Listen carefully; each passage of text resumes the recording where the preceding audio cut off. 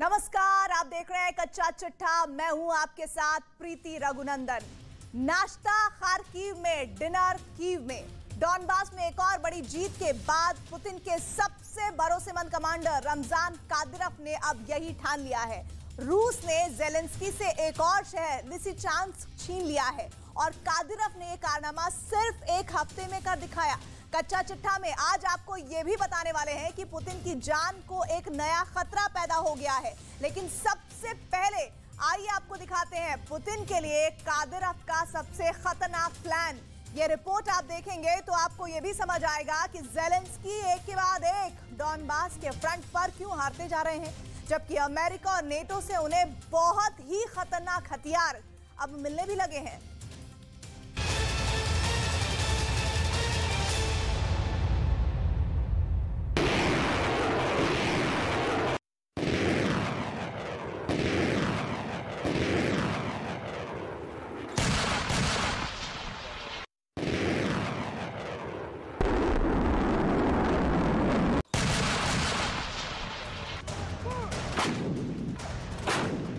Zelensky से वादा हुआ, बड़ी बड़ी तोप मिलेंगी।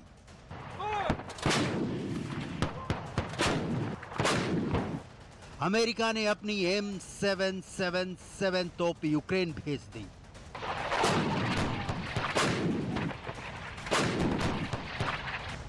ज़ेलेंस्की ने कहा कि ऐसी तोप चाहिए तो ठिकाना बदल बदल कर पुतिन की फौज पर गोले बरसाएं। जर्मनी ने डिमांड पूरी कर दी। PZH-2000 ट्रैक्ड होवित्जर फौरन यूक्रेन के लिए रवाना कर दी।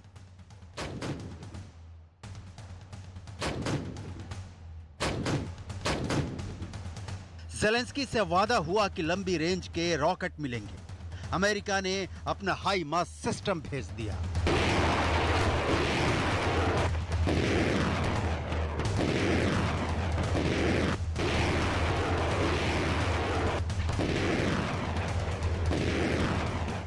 ब्रिटेन ने भी M27 सिस्टम का स्टॉक रवाना कर दिया।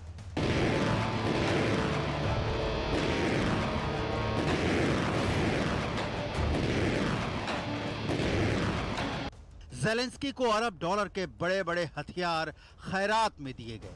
ऐसे ऐसे वेपन सिस्टम जिससे बड़े बड़े दुश्मनों के दांत खट्टे किए जा सकते हैं। लेकिन बदले में क्या मिला?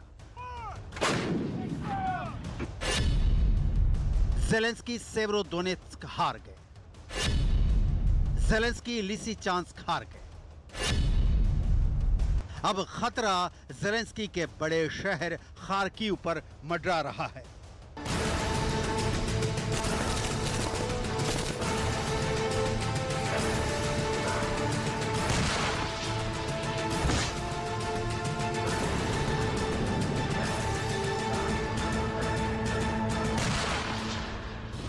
कुल मिलाकर लुहांस्क का इलाका ज़ेलेंस्की करीब करीब हो चुके हैं और ये सब ऐसे वक्त हो रहा है जब ज़ेलेंस्की को नए नए हथियार मिल चुके हैं। दुनिया का मीडिया ऐसी खबरों से पटा पड़ा है कि ज़ेलेंस्की को हैवी ड्यूटी हथियार मिल रहे हैं, ऐसे वेपन सिस्टम जो जंग का रुख पलट देंगे।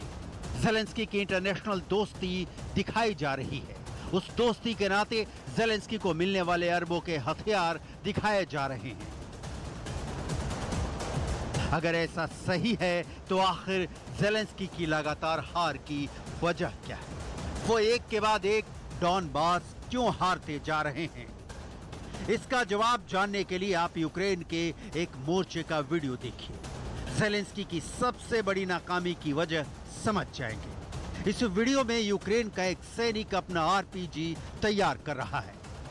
आरपीजी यानी रॉकेट प्रोपेल्ड ग्रेनेड। इसमें ग्रेनेड एक रॉकेट की शक्ल में होता है और उसके लॉन्चर को कंधे पर रखकर दागा जाता है।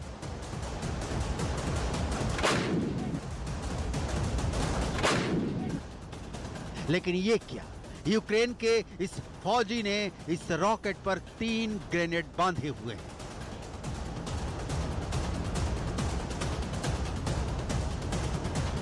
आरपीजी पर 3 और ग्रेनेड टेप से चिपकाने के बाद वो इसे फायर करता है।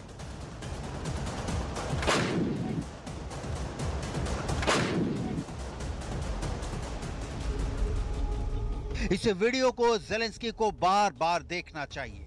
ये काम एक स्मार्ट फौजी का है जो फ्रंट पर कुछ अलग भी सोचता है, लेकिन इससे ये साफ है कि यूक्रेन के फौज को अपनी फायर पावर बढ़ाने के लिए ऐसे ऐसे तरीके अपनाने पड़ रहे हैं।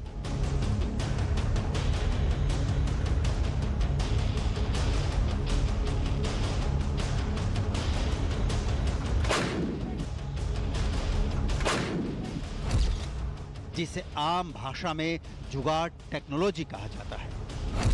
इससे ये बात साबित होती है कि भले ही डॉनबास को बचाने के नाम पर यूक्रेन की फौज को नए हथियार मिल रहे हैं, लेकिन फ्रंट पर ज़ेलेंस्की का फौजी जोड़ तोड़ कर नए हथियार बना रहे हैं। आरपीजी जैसे हथियारों पर अलग से ग्रेनेड बांधकर चलाए जा रहे हैं।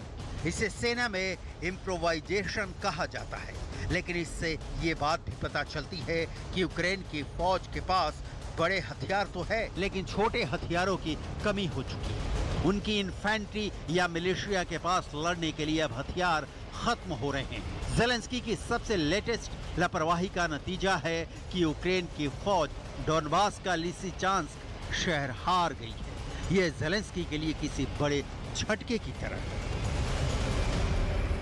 Але всі дороги прострілювались, всі, без виключення. Але все ж таки відійшли централізовано, змогли вивести всіх поранених, ту техніку, яку треба було відвести. Ну, тобто в цьому плані відхід був централізований. ये video Chechen commander Ramzan Kadyrov ने अपने टेलीग्राम चैनल पर पोस्ट किया है, जिसमें देखा जा सकता है कि चेचन लड़ाके लिसिचांस्क की सड़कों पर मौजूद हैं। साफ है कि पुतिन की जंग का अहम हिस्सा रमजान कादिरफ की फोर्स है और वो एक आदेश पर शहर के शहर कब्जा कर रहे हैं। डॉनबास में कई मोर्चों पर इस वक्त चेचन लड़ाके ही लड़ रहे हैं और उनके युद्ध के तरीकों के आगे ज़ेलेंस्की की फौज कुछ नहीं कर पा रही। रूस और चेचन लड़ाकों की तरफ से दावा किया गया है कि लिसिचांस्क पर कब्जा करने के दौरान उन्होंने एक भी सैनिक नहीं खोया है।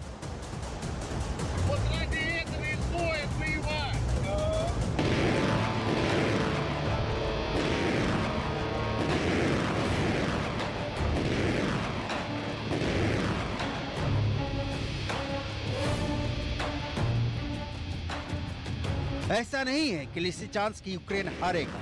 इसका अंदाजा ज़ेलेंस्की को पहले से नहीं था, लेकिन सेवेरोडोनेत्स्क हाथ से जाने के बाद से उनका रवैया ऐसा रहा जैसे उनको कोई फर्क नहीं पड़ता। देखिए ज़ेलेंस्की का लिसिचांस्क को लेकर क्या दावा है, जबकि अब उनकी फौज वहां से हट चुकी है और शहर पर रूस की फौज या उनके लिए लड़ रही मिलिशिया का कब्जा है। Найбільшу вогневу перевагу, зокрема це стосується і Лисичанську, це означає тільки одне, що ми повернемось завдяки нашій тактиці, завдяки нарощуванню постачання сучасної зброї. Україна нічого не віддає, а коли хтось там в Москві щось доповідає.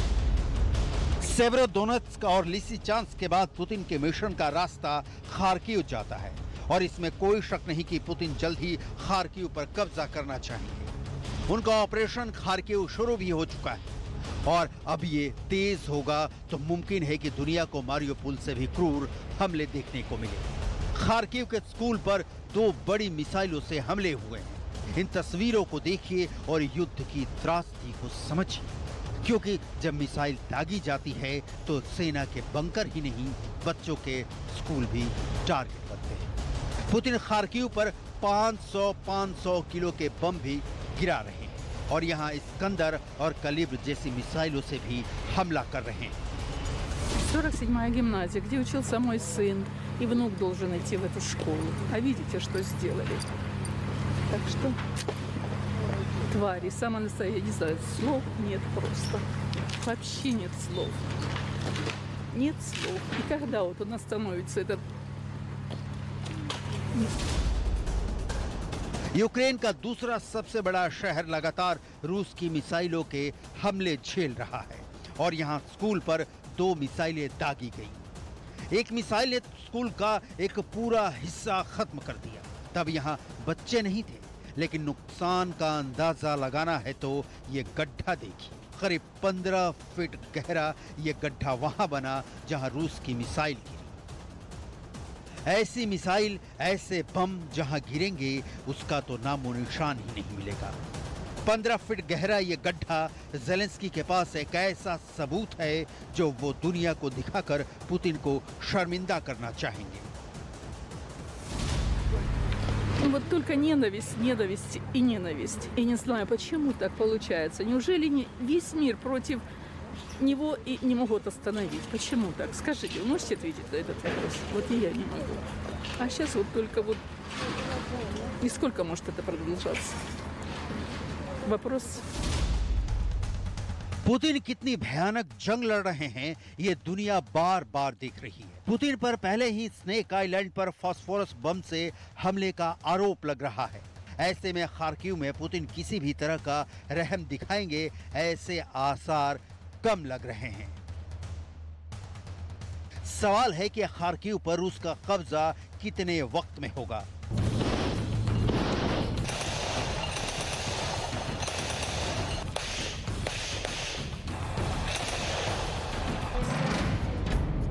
ये कीव के बाद ज़ेलेंस्की का सबसे बड़ा किला है, जिस पर रूस का झंडा फहराने के लिए पुतिन की फौज 24 घंटे ऑपरेशन चला रही है।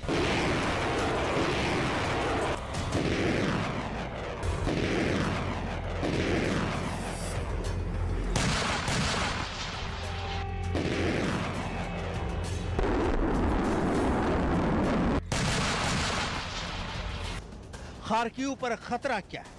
पुतिन के सामने खार्किव का चैलेंज क्या है? ज़ेलेंस्की के सामने खार्किव की चुनौती क्या है? यूक्रेन के सबसे बड़े शहरों में से एक खार्किव का युद्ध मारियोपोल और सेवेरोडोनेत्स्क में हुई जंग से कितना खतरनाक हो, इसे समझने के लिए हम आपके लिए कुछ बातें बहुत पुख्ता रिसर्च के साथ निकाल कर लाए हैं। यूक्रेन युद्ध, जिसे पुतिन अपना स्पेशल ऑपरेशन कहते हैं, उसमें खेरसोन पर रूस ने सिर्फ 7 दिनों में कब्जा कर लिया। डॉनबास के ही एक और बड़े शहर सेवेरोडोनेत्स्क पर कब्जा करने के लिए पुतिन को 29 दिन लगे। दक्षिण की तरफ सबसे बड़ी पोर्ट सिटी मारियोपोल को पुतिन ने 55 दिनों में अपने कब्जे में कर लिया था, जबकि सबसे लेटेस्ट लिसिचांस्क को हथियाने में पुतिन को सिर्फ 8 दिन का वक्त लगा है।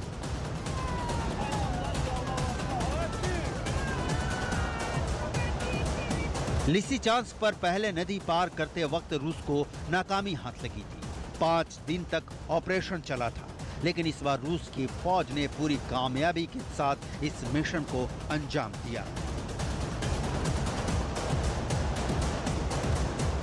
Ночью с 3 часов до 3:30 московского времени киевским режимом был совершен преднамеренный удар баллистическими ракетами .У с кассетными боеприпасами и беспилотниками Ту-143 рейс по жилым кварталам Белгорода и Курска, где нет никаких военных объектов. Хочу подчеркнуть, данный ракетный удар целенаправленно планировался и был осуществлен против мирного гражданского населения. एक तरह से पुतिन की फौज ने डॉनबास में आगे बढ़ते हुए ज़ेलेंस्की की सेना को रौंद कर रख दिया है। हर मोर्चे पर पुतिन को कामयाबी मिल रही है। उनके जहाज पूरी आजादी के साथ ऑपरेशन कर रहे हैं और ज़ेलेंस्की की फौज जहां बैठी है वो उस जगह को भी बचाने में नाकाम हो रही है। वो खोया हुआ इलाका वापस क्या लेंगे? ये सब जानते हुए भी ज़ेलेंस्की को यकीन है कि उनके दिन बदलेंगे और खोया हुआ बाकी इलाका भी उनके पास आएगा और खार्किव को भी वो बचा लेंगे। Такі ризики є, що Луганська область буде вся окупована. Такі ризики є, вони зрозумілі нам. Але ви також повинні розуміти, що щоденно може змінюватися ситуація. У нас так було в багатьох містечках, на жаль, місцях, які вже повністю зруйновані. Були такі місця, ви знаєте, які передавались, вибачте за таке порівняння, і використовували. लिसिचांस्क को जीतने के साथ पुतिन पास के ही एक और इलाके पर आग बरसा रहे हैं। ये सोवियांस्क शहर है, जहां रूस की सेना ने तोप से जबरदस्त बमबारी की। इससे शहर में 15 जगह आग लगी और कई लोग मारे। इस इलाके में ज्यादातर लोग रशियन बोलते हैं, ऐसे में पुतिन इस शहर को यूक्रेन के पास कैसे छोड़ सकते हैं? Найбільший обстріл Слов'янська за останній час. До 15 пожеж, а також велика кількість поранених та вбитих. Тримаємось, ми разом. पुतिन इस वक्त डॉनबास के शहरों पर हवाई हमले के लिए 2 बहुत ही खतरनाक हेलीकॉप्टर्स का इस्तेमाल कर रहे हैं। इसमें एक है कमोव 52 हेलीकॉप्टर, जिसने पूरे डॉनबास में रूस के हेलीकॉप्टर अटैक की कमान संभाली हुई है। वहीं रूस का पुराना अटैक हेलीकॉप्टर Mi-35, जिसे फ्लाइंग टैंक भी कहा जाता है, उसकी तादाद भी ऑपरेशन में बढ़ा दी गई है। Mi-35 की बॉम्बिंग की तस्वीरें जमीन पर किसी भी दुश्मन के होश उड़ा सकती है। इसमें लगे रॉकेट जब एक साथ फायर किए जाते हैं तो एक बड़े इलाके में दुश्मन के पास भागने तक का रास्ता नहीं बचता। डॉनबास के साथ साथ दक्षिण में मिकोलाइव भी बड़े खतरे से जूझ रहा है। मारियोपोल के बाद पुतिन से उसका बचना भी मुश्किल है, लेकिन अभी चुनौती खार्किव है। ऐसे में अगर खार्किव जेलेंस्की के हाथ से निकला तो कीव को जेलेंस्की कब तक बचा पाएंगे, इसका अंदाजा तो आप भी लगा सकते हैं। पुतिन की फौज का दावा है कि वो पहले ही लुहांस्क का 95% इलाका और आधा दोनेत्स्क हासिल कर चुकी है। राष्ट्रपति व्लादिमीर पुतिन इस वक्त रूस के सबसे शक्तिशाली नेता बने हुए हैं। रूस में उनके खिलाफ खड़ा होने की किसी के पास हिम्मत नहीं है और पुतिन की इस सत्ता के खिलाफ अब साजिशें हो रही हैं। पुतिन के मर्डर की प्लानिंग हो रही है। ये दावा किया जा रहा है कि अमेरिका की खुफिया एजेंसी CIA के एक पूर्व अधिकारी के जरिए ये बातें सामने आई है। अब सवाल यही है कि कौन है पुतिन का सबसे बड़ा दुश्मन, किसने रची है पुतिन के कत्ल की साजिश। इस रिपोर्ट में बहुत सी चौंकाने वाली बातें हैं।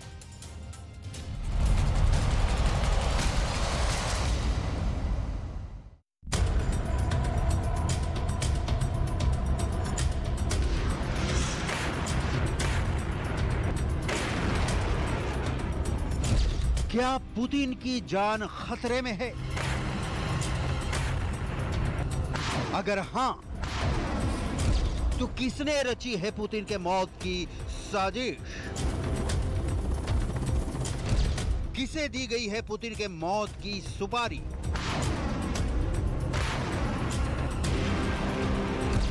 पुतिन के मर्डर से किसको होगा फायदा? क्या यूक्रेन जंग से जुड़ी है पुतिन के मर्डर की प्लानिंग?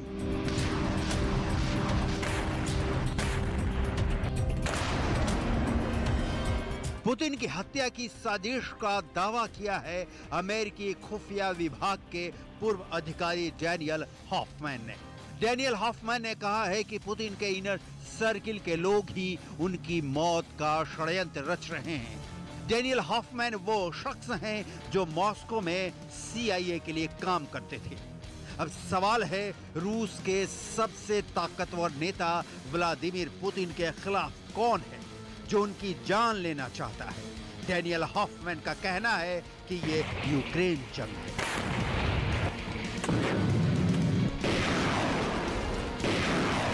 जिससे लोग उकता गए हैं और इसी की आड़ में रूस के ही बड़े अधिकारी पुतिन को मौत की नींद सुलाकर खुद सत्ता में आना चाहते हैं। क्रेमलिन सिक्योरिटी काउंसिल के chief Nikolai Patrushev, federal security service के हेड अलेक्जेंडर बोर्तनिकोव, रूस के रक्षा मंत्री सर्गेई शोगु, डैनियल हॉफमैन ने इन तीनों का नाम लिया है।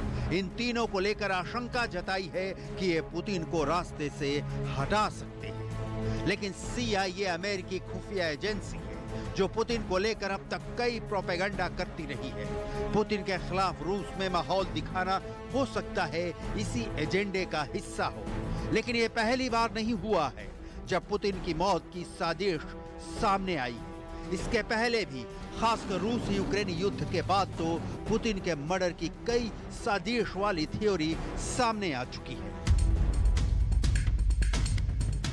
पुतिन के मर्डर की प्लानिंग की अब तक की सारी साजिशों की डिटेल आपको दिखाएंगे, लेकिन उसके पहले ये सवाल कि क्या वाकई रूस यूक्रेन जंग से पुतिन की जान पर बन आई है? क्या वाकई पुतिन यूक्रेन जंग हारे तो उनका मर्डर हो जाएगा?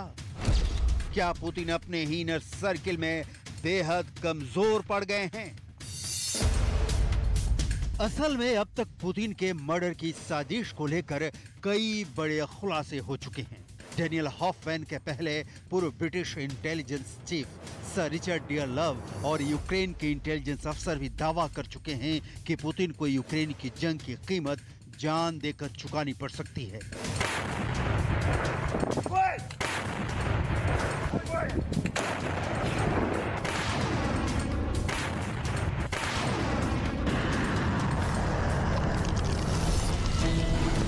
हालांकि जमीन पर पुतिन के गोले के सामने ज़ेलेंस्की की सेना अब कमजोर दिखने लगी है।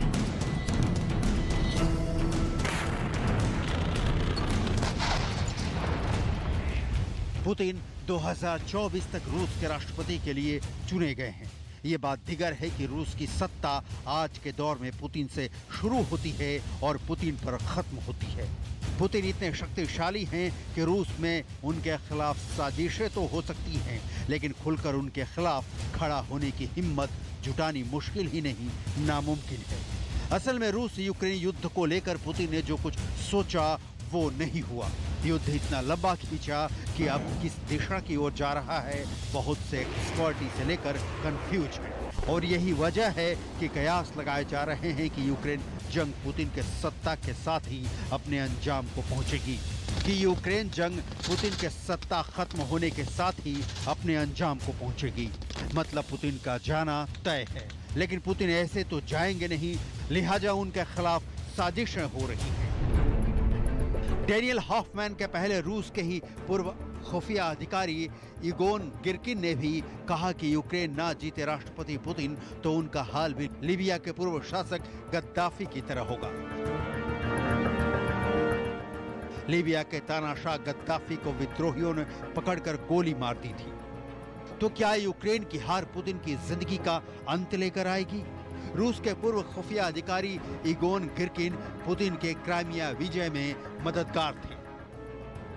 पुतिन को उनके आसपास के लोग एक कमजोर नेता मान रहे हैं। पुतिन शिकारियों से घिरे हुए हैं। जल्द ही वो पुतिन पर हमला करेंगे। बीमार पुतिन बहुत सॉफ्ट हो चुके हैं, जो युद्ध जीतने के लिए अच्छा नहीं है। सैन्य अभियान में विफलता मिलने के कारण सैन्य और सुरक्षा के लोग पुतिन के प्रति अपनी वफादारी खो रहे हैं।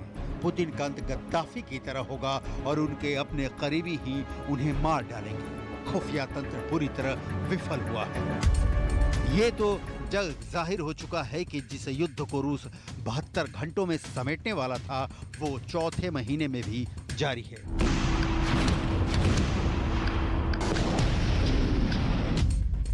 अप्रैल महीने में भी यूरोप के अखबारों ने छापा कि क्रेमलिन में ही पुतिन को हटाकर नए ऑप्शन पर चर्चा होने लगी है। ये भी कि पुतिन अब रूस पर बोझ बन गए हैं। उनको हटाने और उनके विकल्प के बारे में सोचा जा रहा है। पुतिन की हत्या की कोशिश वाली खबर ने तो पहले ही उन्हें बहुत ज्यादा अलर्ट कर दिया है। पुतिन को चैलेंज अपनों से मिल रहा है और वो भी बहुत खासम खास लोगों से। ऐसे लोग जो पुतिन की सरकार चलाने में मदद करते हैं, लेकिन रिपोर्ट्स है कि वो पुतिन की लीडरशिप और उनके फैसलों से खुश नहीं हैं और इसमें बहुत बड़ा बदलाव चाहते हैं। ऐसा बदलाव जो ज्यादा बेहतर तरीके से यूक्रेन में चल रहे युद्ध को लेकर फैसले ले। इसकी बड़ी वजह पुतिन का वो फैसला बताया जा रहा है जिसमें उन्होंने आंतरिक मामलों की खुफिया एजेंसी एफएसबी को हटाकर मिलिट्री इंटेलिजेंस एजेंसी यानी GRU को यूक्रेन युद्ध में खुफिया गतिविधियों की जिम्मेदारी दी थी। अब यूक्रेन से आ रही तस्वीरें जिसमें कई जगह रूस को मिले झटकों का जिक्र होता है, उसे देखकर एफएसबी और GRU को लीड करने वाले अफसर सामने आ गए हैं। ऐसी रिपोर्ट्स के बाद पुतिन के फैसलों को लेकर सवाल उठने लगे हैं। क्या ये पुतिन का मिशन इम्पॉसिबल करने की साजिश है? पुतिन को जब से पता चला है कि युद्ध के पहले महीने में उनकी हत्या की कोशिश हुई, तब से उन्होंने अपने करीब रहने वालों की तादाद भी घटा दी। यानी अब वही पुतिन से मिल सकता है जो उनके बहुत बहुत ज्यादा करीब हो। पुतिन की मौत को लेकर अब तक जो थ्योरी सामने आई है उसमें यह भी कहा गया कि पुतिन को अपने ही जहर देकर मारेंगे। पुतिन को उनके दफ्तर में ही सिक्योरिटी सर्विसेज के हाथों मरवाया जाएगा। पुतिन को उनके निजी स्टाफ से जान का खतरा है। पुतिन को फांसी पर चढ़ाने की साजिश हो रही है। हालांकि साजिशों की इन खबरों के बीच न तो पुतिन के यूक्रेन पर हमले स्लो हुए, न पुतिन के फैसलों की स्पीड कम हुई। अब पुतिन की सेना एक के बाद एक यूक्रेन के शहरों पर कब्जा कर रही है और कुल मिलाकर ये कि तमाम पहलुओं के बीच पुतिन ने यूक्रेन में अपना ऑपरेशन जारी रखा है और बकौल पुतिन सरेंडर होने तक ये रुकने वाला नहीं।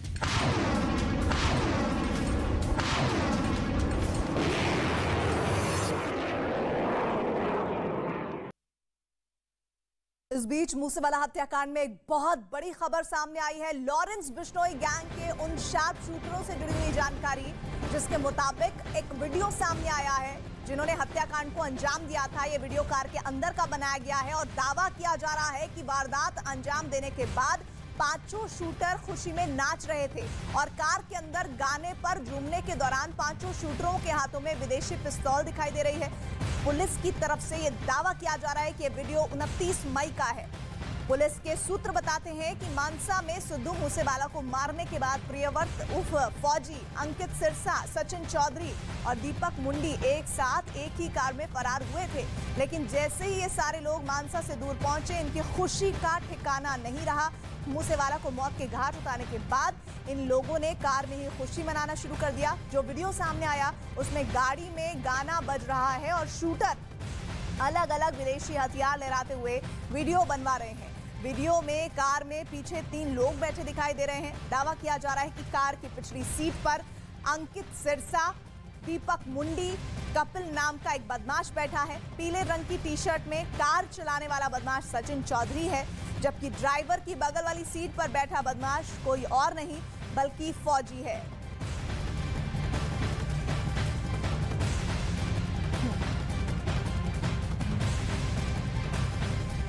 और आइए अब आपके सामने दिखाने जा रहे हैं सिद्धू मूसेवाला मर्डर केस से जुड़े एक खतरनाक किरदार, जिसके बारे में अब राज से पर्दा उठ रहा है। ये लॉरेंस बिश्नोई का लाडला और वो साइको शूटर है जिसने महज 10 सेकंड में सिद्धू मूसेवाला पर 15 गोलियां चलाई थी और इस दौरान इसके दोनों हाथों में पिस्तौल थी। लॉरेंस गैंग ने इसे निकनेम भी दिया हुआ है और वो है छोटा। अपने पहले कत्ल को अंजाम देने के फितूर में महज 18 साल के इस साइको शूटर ने सिद्धू मूसेवाला को सबसे करीब से गोली मारी थी। कौन है ये साइको शूटर? देखिए हमारी इस सुपर एक्सक्लूसिव रिपोर्ट में।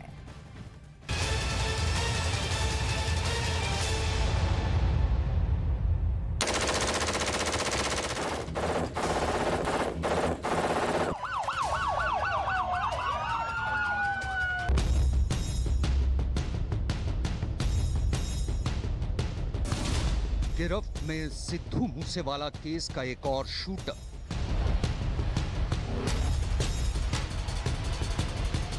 दिल्ली पुलिस के स्पेशल सेल ने किया गिरफ्तार। 18 साल के अंकित ने मारी थी सबसे करीब से गोली। फिल्मी अंदाज में दोनों हाथों से चलाई गोलियां।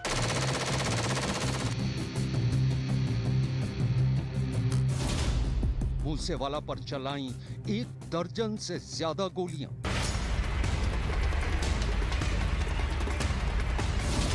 शिकंजे में लॉरेंस का लाडला।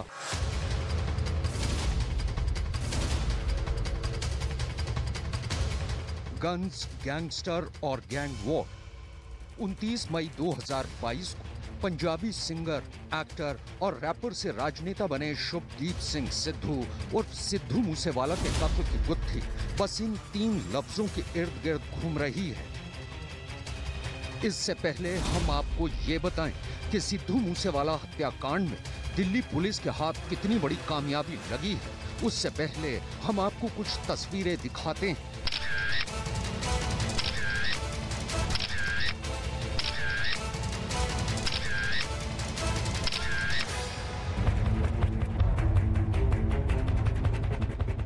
इन तस्वीरों में एक ऐलान छिपा था। ऐलान सिद्धू मूसेवाला की हत्या की साजिश का।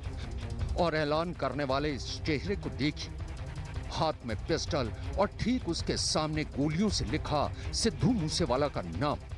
बस इस एक तस्वीर को देखकर ही ये बात समझ में आती है कि मूसेवाला के कत्ल का ब्लूप्रिंट तैयार हो चुका था, क्योंकि ऐसी ही दूसरी एक और तस्वीर में भी सिद्धू मूसेवाला के हत्याकांड को अंजाम देने का ऐलान, गोलियों से लिखा मूसेवाला का नाम और नाम की तरफ हंसते हुए इशारा करता एक लड़का। आइए अब आपको इन तस्वीरों में दिख रहे चेहरों की असलियत से भी रूबरू कराए देते हैं। पहला चेहरा है 18 साल के अंकित सिरसा और छोटा का। अंकित पर आरोप है कि उसने लॉरेंस बिश्नोई और गोल्डी बराड़ क्राइम सिंडिकेट के फरमान पर सिद्धू मूसेवाला पर फिल्मी अंदाज में 1 दर्जन से ज्यादा गोलियां चलाई।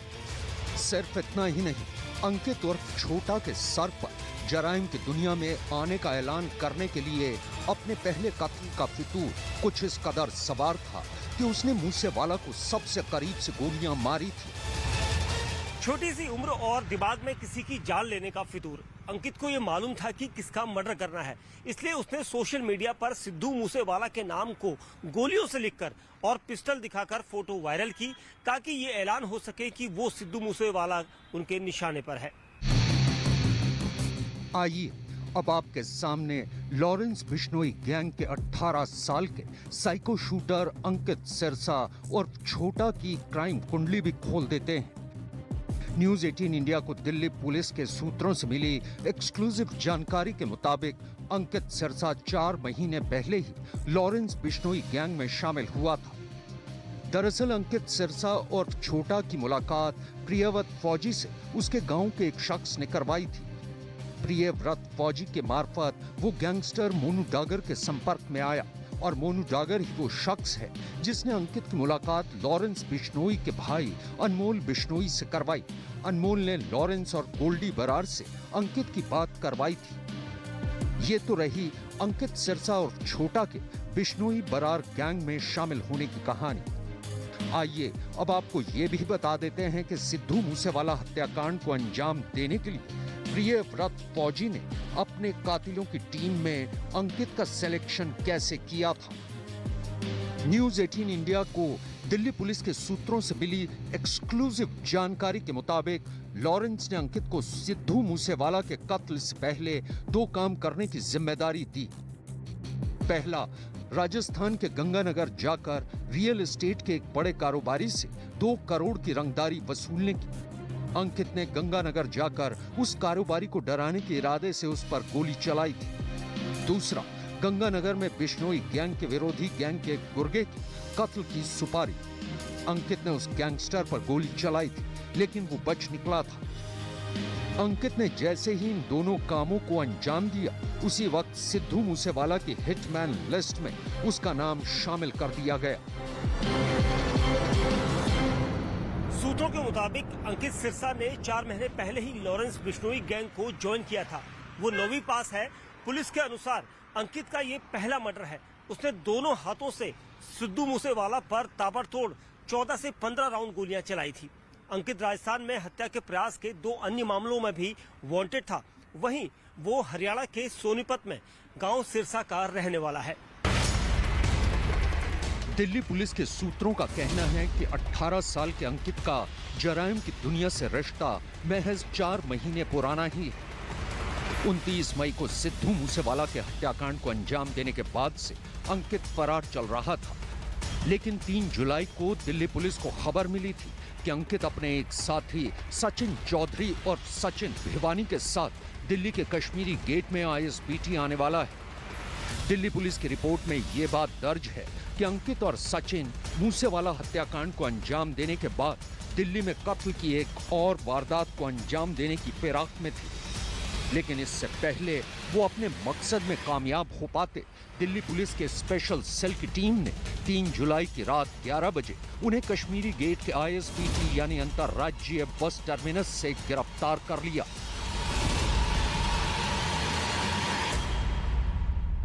इनपुट आई थी कि किसी इंटरस्टेट बस से ये ISBT इनकी मूवमेंट होगी, तो वो काफ़ी अच्छी इन्फॉर्मेशन थी, इनपुट थी। तो टीमें पहले से अलर्ट थी, उन्होंने बकायदा ट्रैप वगैरह लगाया हुआ था, तो ये फिर पकड़े गए।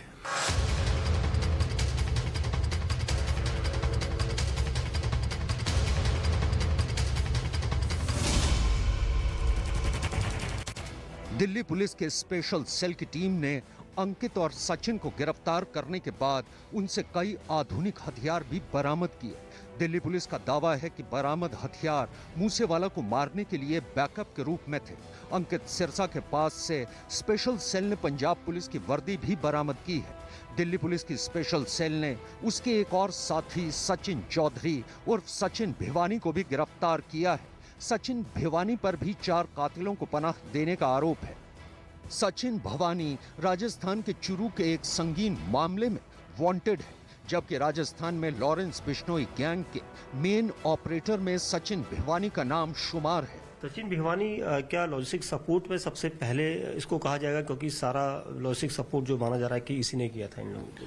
नहीं, सचिन भिवानी भी है, कपिल पंडित भी है, और दोनों लॉजिस्टिक्स में मेन एक्टिव थे इनके।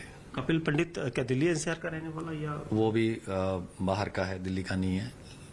उस पे भी हमारी टीमें काम कर रही है। अंकित की गिरफ्तारी के साथ सिद्धू मूसेवाला हत्याकांड के आरोपियों की 6 हिटमैन की लिस्ट में से अब तक 3 आरोपियों की गिरफ्तारी हो चुकी है, जिनमें प्रियव्रत और फौजी, कुलदीप और कशिश और अब अंकित सिरसा का नाम भी शामिल हो गया है।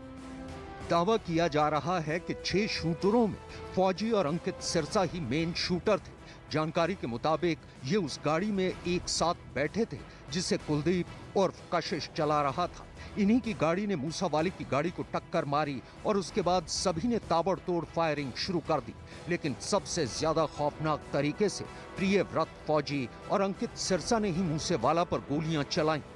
यंग है उम्र में, 18.5 साल इसकी उम्र है, और क्रिमिनल हिस्ट्री बहुत ज़्यादा इसकी पुरानी नहीं है, और लेकिन काफ़ी डेस्परेट है। इसने दोनों हाथों से गोलियां चलाई और 14 से 15 गोलियां इसको याद है जो उसने चलाई। एक वेपन इसका जैम हो गया था, एक इसने पूरा चला दिया, तो सबसे पास भी था के यही गया था। सूत्रों के हवाले से ये भी पता चला है कि वारदात में शामिल हमलावरों ने 40 से ज्यादा ठिकानों को बदला है। यही वजह है कि पुलिस की टीम इस मामले में पंजाब, राजस्थान, मध्य प्रदेश और महाराष्ट्र में लगातार छापेमारी कर रही है। Singer Sidhu Moosewala murder case में अब तक 5 आरोपियों की गिरफ्तारी हुई है। सबसे पहले गुजरात के मुंद्रा पोर्ट से मुख्य शूटर प्रियव्रत फौजी की गिरफ्तारी हुई, जिसके ऊपर पहली गोली मारने का आरोप है। 3 जुलाई को शार्प शूटर अंकित सिरसा की गिरफ्तारी हुई। अंकित पर मूसेवाला को करीब से गोली मारने का आरोप है। तीसरे शूटर कशिश और कुलदीप को भी गिरफ्तार किया जा चुका है। मूसेवाला की हत्या के दौरान दूसरी गाड़ी चला रहा शूटर केशव भी सलाखों के पीछे है। हथियार सप्लायर सौरभ और महाकाल को भी गिरफ्तार किया जा चुका है, जबकि सिद्धू मूसेवाला हत्याकांड का शूटर मनप्रीत गुस्सा फरार है। गोली चलाने वाला आरोपी जगरूप रूपा भी पुलिस की गिरफ्त से दूर है और शूटर दीपक मुंडी भी अभी तक पकड़ में नहीं आया है। आइए अब आपको सिद्धू मूसेवाला हत्याकांड के आरोपियों का एक वायरल हुआ वीडियो दिखाते हैं।